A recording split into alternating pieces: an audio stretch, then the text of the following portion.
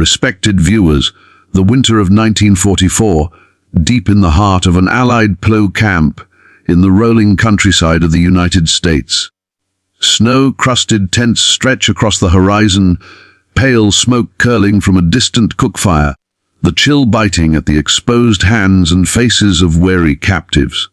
Italian women, once proud, now hollow-eyed and skeletal from months of starvation, shuffle cautiously along the muddy paths, their tattered uniforms soaked and stiff from relentless cold and rain. The air is thick with the metallic tang of frost and the faint, lingering scent of unwashed bodies, mingling with the distant rumble of trucks and the muted chatter of American soldiers carrying out their daily routines.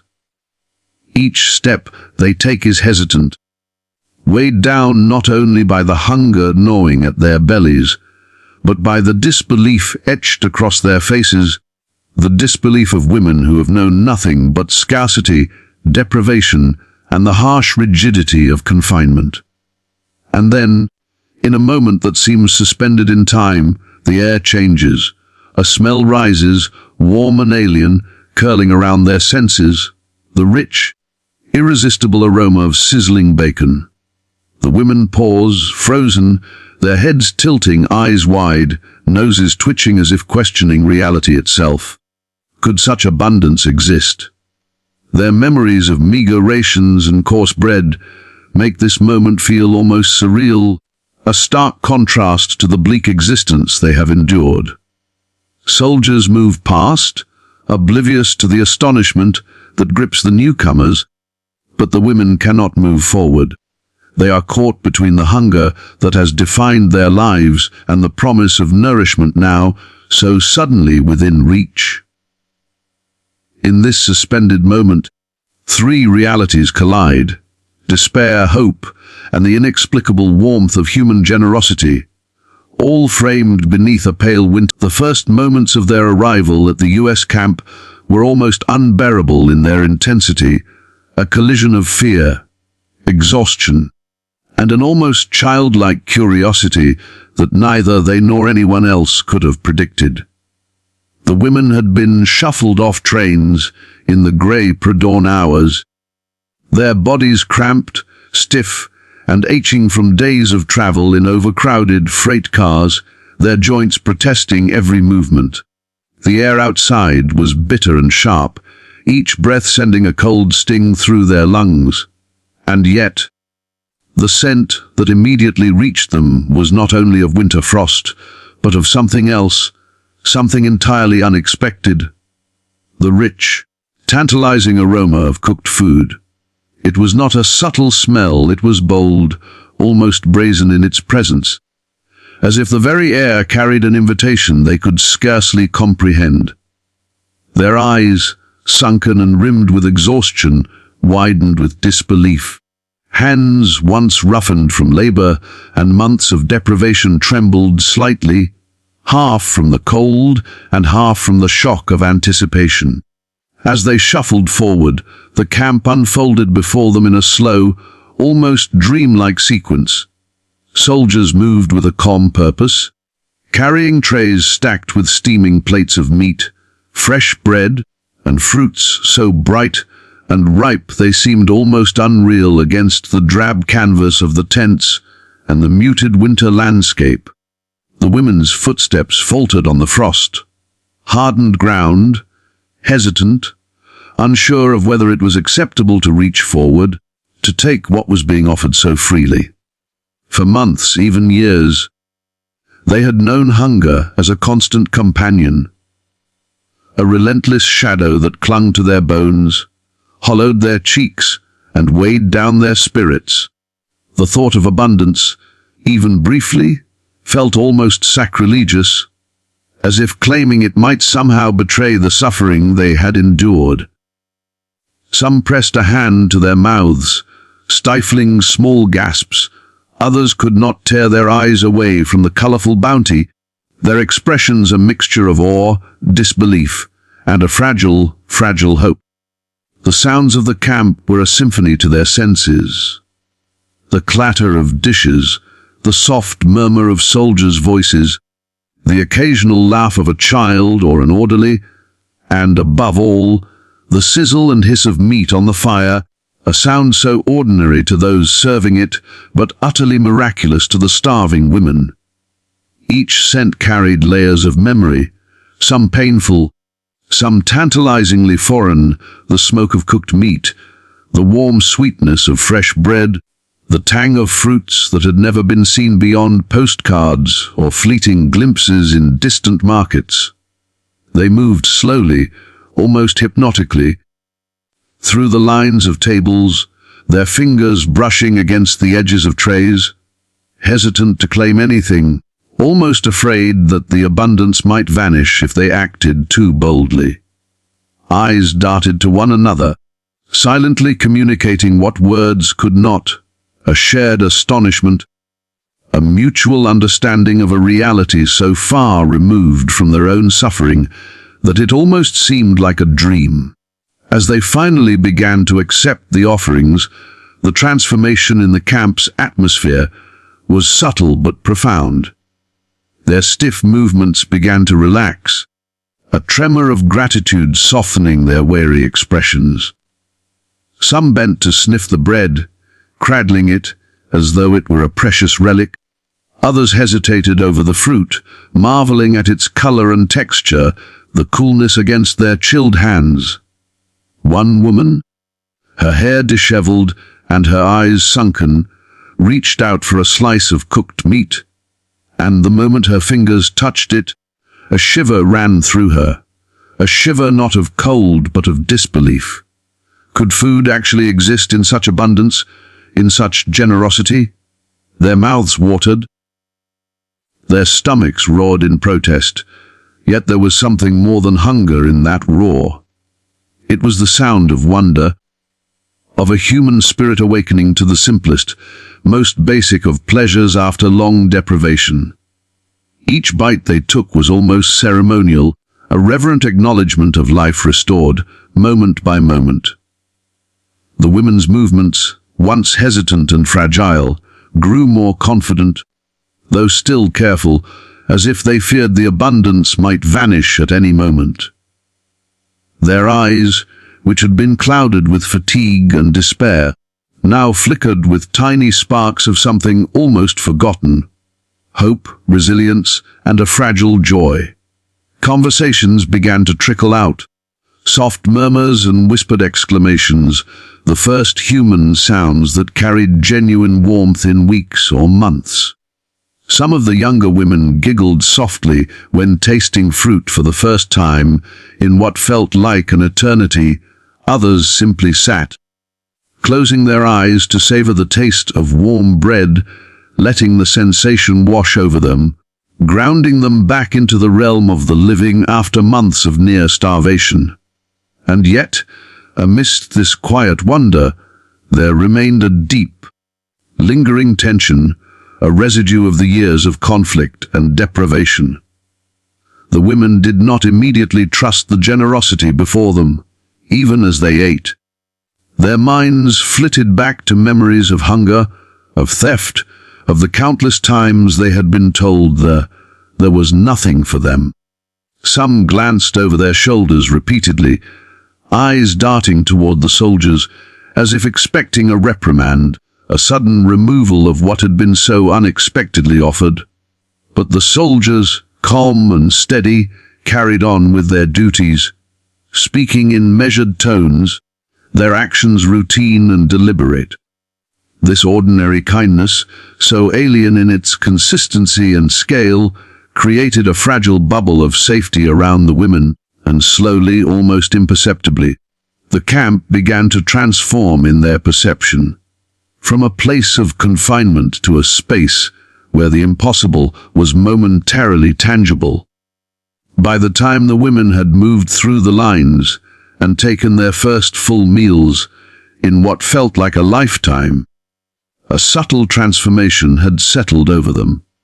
Their postures straightened slightly, the wariness in their eyes softened, and the quiet panic that had gripped them since leaving Italy began to ebb. The warmth of the food seeped into their bodies, igniting muscles that had long lain dormant. And the richness of flavors, from the salt of the meat to the sweetness of fruit, and the comforting scent of freshly baked bread, began to rebuild not just their bodies, but their spirits. Each sensory detail was a revelation, a stark reminder of what life could be beyond hunger.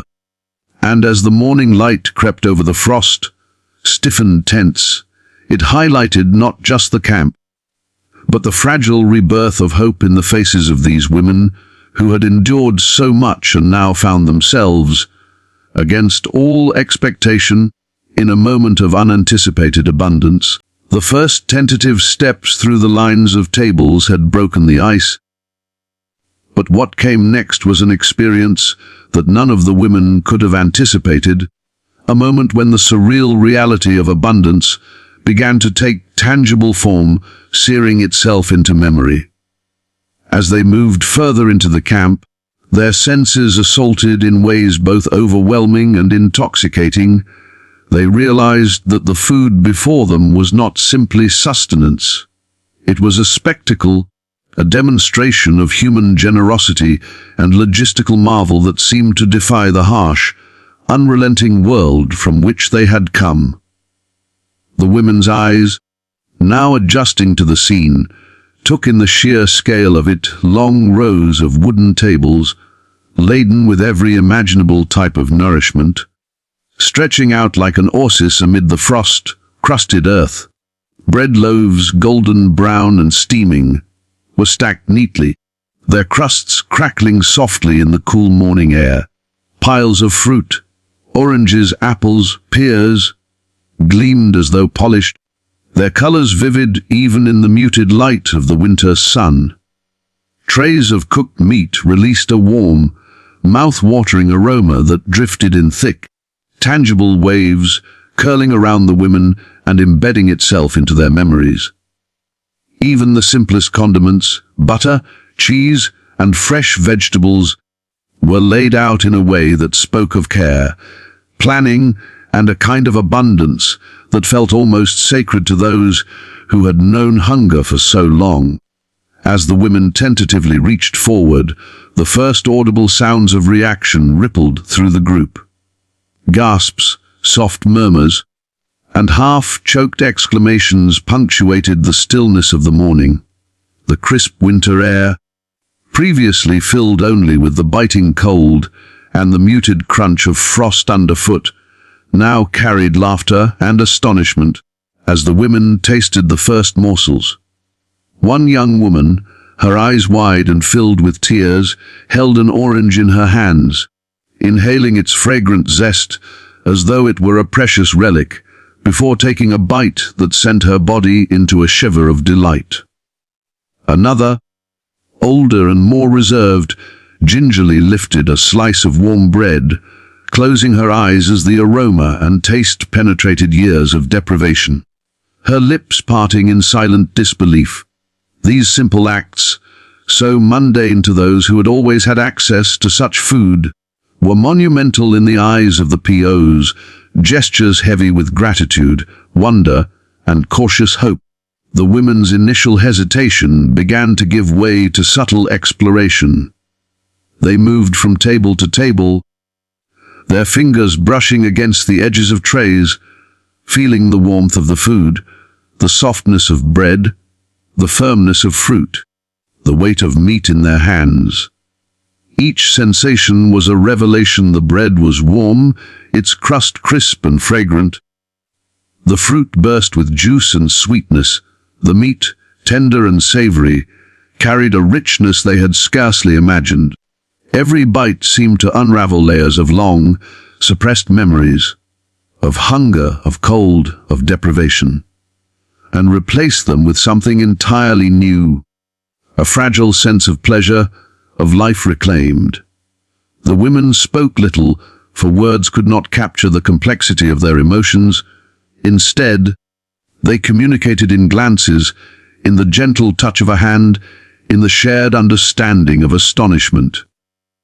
They were learning, in real time, what it meant to exist without the constant shadow of scarcity, to breathe in a world where generosity and nourishment were not punishable illusions, but tangible realities.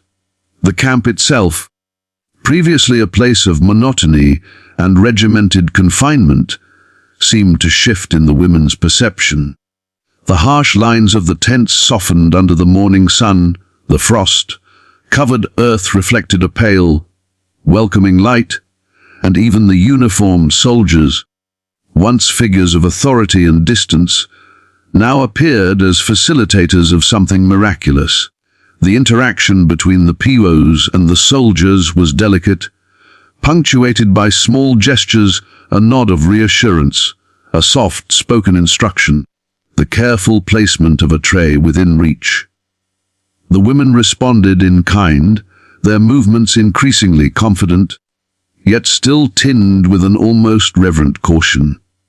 They were learning, tentatively, that the abundance before them was real, that the soldiers' calm and consistency were not a prelude to punishment, but a signal of safety and stability.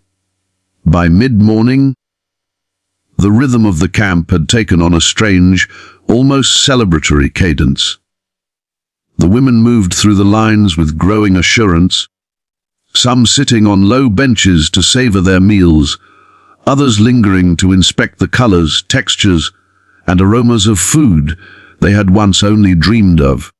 Conversations began to emerge. Soft, fragmented exchanges about the taste, the unfamiliar richness, the sheer volume of what they had been offered.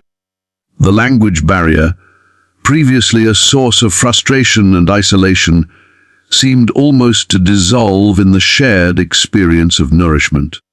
Even those who had remained silent in the early hours now laughed softly at one another's astonishment, marveled at the variety of flavors, and slowly began to shed the emotional armor they had worn for months, perhaps years, in anticipation of deprivation. The impact of the food extended beyond the immediate physical relief. As the women ate, their bodies began to respond, muscles loosening, energy returning, color creeping back into pale cheeks. The transformation was subtle at first. A relaxed shoulder here, a straightened back there, the flicker of a smile. But over the course of the morning, it became unmistakable. Hunger, which had dictated every thought and action for months, began to recede, replaced by a cautious but genuine sense of security. They experienced, for the first time in a long while, the freedom to simply eat, to savor, to exist without the constant gnawing of need. This was not just physical nourishment, it was a restoration of dignity, a reclamation of humanity in the midst of war's relentless cruelty. And yet, even amid the joy and relief, there remained the quiet, persistent echo of disbelief. Some women could not bring themselves to finish their meals, afraid that accepting too much would betray a sense of decorum, or that the abundance might vanish if they indulged too openly.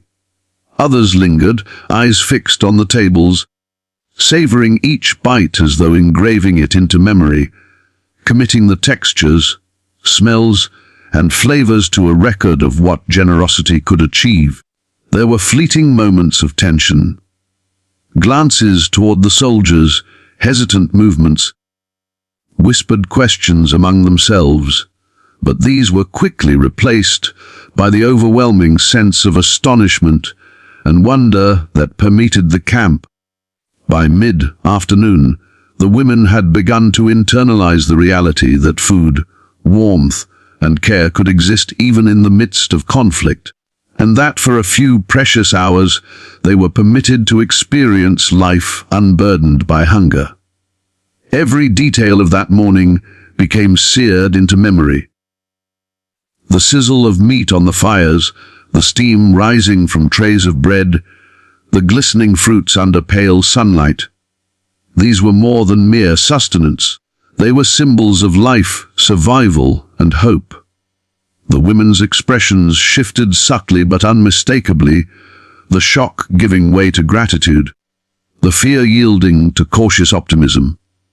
The experience created an emotional resonance that extended beyond the camp itself, a reminder that even amid war, human kindness and abundance could emerge, unbidden, transformative, and almost miraculous in its impact. As the hours passed, and the sun climbed higher into the pale winter sky, the Italian women POWs began to experience a shift that was far deeper than mere physical relief. The initial astonishment at the abundance of food had matured into a profound emotional awakening, a confrontation with the idea that human life could be treated with dignity even in the midst of war. Each bite they took seemed to carry not only nourishment for their bodies, but a reaffirmation of their humanity, long eroded by months of deprivation, displacement, and the unrelenting pressure of survival. The simple act of eating, once a mechanical, survival-driven behavior, now became a ritual of rediscovery. Fingers that had trembled with disbelief now handled food with a careful reverence. Eyes that had darted with suspicion now lingered, drinking in the sight of bowls overflowing with fruits, trays stacked high with steaming meat, and loaves of bread so golden that they almost glowed against the drab canvas of the tents. Some of the women closed their eyes as they tasted the richness of butter, the softness of freshly baked bread, the sweetness of an orange segment, allowing each sensation to penetrate every nerve, imprinting the memory into their very bones. The reactions of the women were as varied as their ages and experiences. Some laughed softly, a sound so fragile and unexpected that it seemed almost a gift to the quiet camp. Others shed silent tears, letting the sensations overwhelm them, tears that carried grief, relief, astonishment, and a sense of unspoken gratitude. For some, the experience provoked an almost spiritual reflection, the recognition that survival need not be synonymous with suffering, that abundance, generosity, and compassion could coexist even amid the chaos of global conflict. As they moved through the camp, consuming what they could, sharing whispers of astonishment with one another, the emotional impact rippled through the group. There was a dawning comprehension that this was not merely food. It was an affirmation that life could be sustained not just by necessity, but by care, by deliberate, meticulous attention to human needs. The soldiers who distributed the meals did so with quiet competence, unaware of the emotional reverberations their actions were creating. Yet they became unwitting instruments of transformation, their ordinary gestures magnified through the eyes of women who had known only hardship and scarcity. The women's interactions with one another during this period were remarkable in their subtlety and depth. Where suspicion or fear might have ruled, empathy and shared astonishment prevailed. Hands met briefly over a loaf of bread, fingers brushed over a fruit, and the shared joy of discovery fostered a fragile but tangible camaraderie. In whispered tones, they described the tastes, textures, and warmth of the food, translating the experience into language that was immediate, expressive, and emotional. Some spoke of memories of home, of kitchens and meals that now seemed almost mythological in their richness, recalling times before war had consumed normal life. Others compared the abundance around them with the meager rations they had endured, articulating the stark contrast between the oppressive emptiness of months past and the generosity now so palpably present. Through these conversations, laughter and gestures, an unspoken healing took place, not a cure for the trauma endured, but a recognition that recovery, even incremental, could begin in moments of shared human kindness. The transformation extended to their very posture and movement. Shoulders, once stooped in fatigue and despair, lifted slightly, the weight of relentless hunger momentarily eased by nourishment. Eyes that had been hollowed with deprivation sparkled with life, reflecting the pale winter sunlight as it slanted across frost-covered ground and canvas tents. Faces, previously etched with exhaustion, softened, revealing glimpses of joy, curiosity, and cautious wonder. Every movement became more purposeful, hands reaching deliberately, the bodies leaning forward in anticipation rather than hesitation, heads turning to observe, to communicate silently, to take in the wonder around them. The camp, previously a cold, regimented space defined by restriction and survival, had been subtly transformed in perception. It was no longer merely a place of confinement, it was a site of possibility, where hunger had been confronted and momentarily overcome, where the women could exist in a state of physical and emotional sustenance previously unimaginable. The smell of cooked food continued to dominate the sensory environment, mingling with the crisp winter air and lending a tangible warmth to the frozen landscape. The sizzle of meat in cast iron pans became a rhythmic undercurrent to the women's movements, the rising steam a visual metaphor for the hope and sustenance being delivered into their hands. Each aroma, each sound, each tactile sensation was magnified by months of deprivation, the simplest details attaining extraordinary significance. As the women tasted and examined their meals, some lingered over particular items. A piece of bread torn apart and savored slowly, a slice of cooked meat held up to the light to inspect its texture, a citrus segment rolled between fingers before consumption. These acts were almost meditative, gestures that communicated astonishment, gratitude, and cautious pleasure in equal measure. Yet the most remarkable aspect of the experience was the subtle but undeniable shift in the women's sense of time and expectation. Hunger, which had once dominated every thought and dictated every action, began to recede into the background, replaced by a rare and fragile curiosity about what might come next. Eyes lifted to the horizon beyond the tents, scanning the camp, noting the structures, the paths, the routine of the soldiers, the steam rising from fires. All details that previously would have gone unnoticed. They began to observe one another with new interest, sharing subtle smiles, soft murmurs, and whispered insights about the food, about the camp, about the improbability of this moment of reprieve. In these hours, a quiet renaissance of human experience unfolded, an awakening to possibility, to resilience, to the reality that life could, even if fleetingly, exist beyond. By late afternoon, the transformation had solidified into a kind of fragile equilibrium. The women had consumed, shared, and marveled. Their bodies and minds had been fed in ways that transcended the simple act of eating. Some of the older women sat quietly, savoring their last bites, reflecting silently on the improbable kindness of strangers. Younger women, energized and emboldened, moved about with newfound confidence, assisting one another, pointing out particular foods, and experimenting with combinations of taste that had previously been inconceivable. Laughter and whispered conversation punctuated the crisp winter air, a soundtrack of fragile joy layered over the persistent chill. There was a sense, almost imperceptible but undeniably present, that the women were reclaiming a part of themselves lost to hunger and war. A sense of dignity, agency, and the simple human pleasure of shared abundance. And as the day waned, shadows lengthened across the frost-covered tents. The women gathered in small clusters, recounting the marvels they had witnessed, reflecting on the taste, texture, and warmth of each morsel.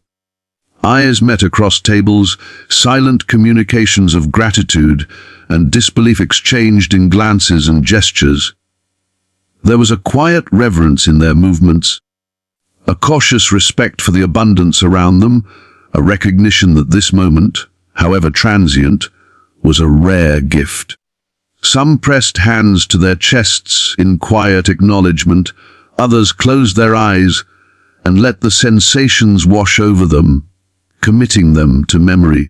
The impact of this day, the collision of starvation, astonishment, and unexpected generosity, would remain indelibly imprinted in their minds. A testament to the resilience of the human spirit and the transformative power of simple kindness.